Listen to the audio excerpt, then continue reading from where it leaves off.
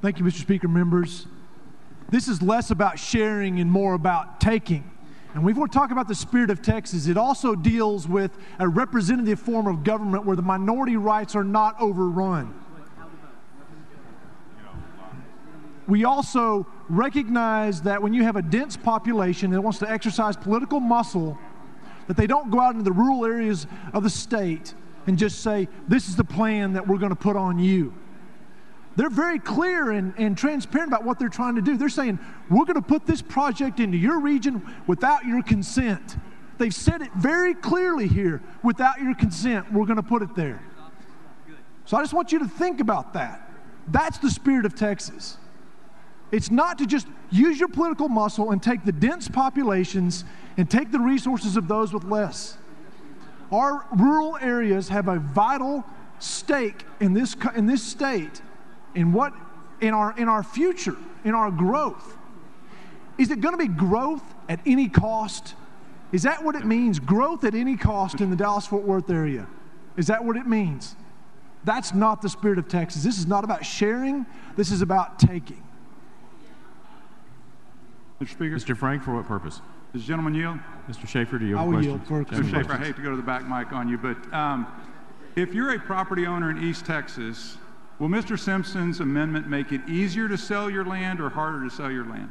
It will mean that you will have a stake in the process. It means you will be able to work with your regional planning representatives to determine your future.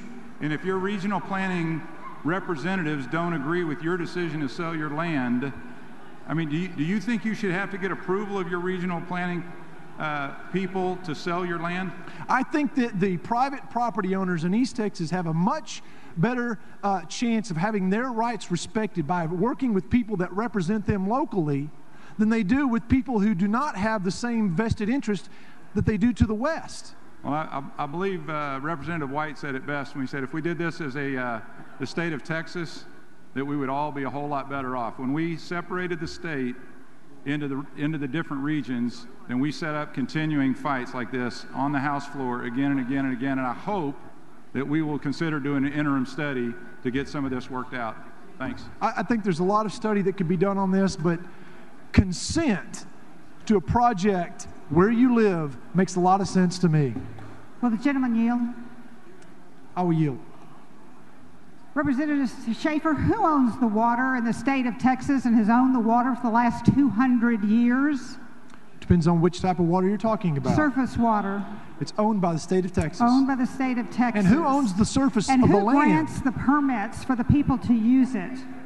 The surface water of Texas. The land, the surface land, is owned by private citizens. There you go. And that's what we're talking about. We're talking about a new resource. If you transfer the ownership of the water to a region, then you have transferred the state's assets to a region. That is fundamentally what we're talking about. That's simply not the case. We have junior water rights and senior water rights. That is what we're talking about. Is that not what we're talking about? That's not what we're talking about. Transferring the state's assets from the state's assets to a region. Absolutely not. You're talking about the creation of new reservoirs. That's where they're going with this. We're talking about flooding people's land.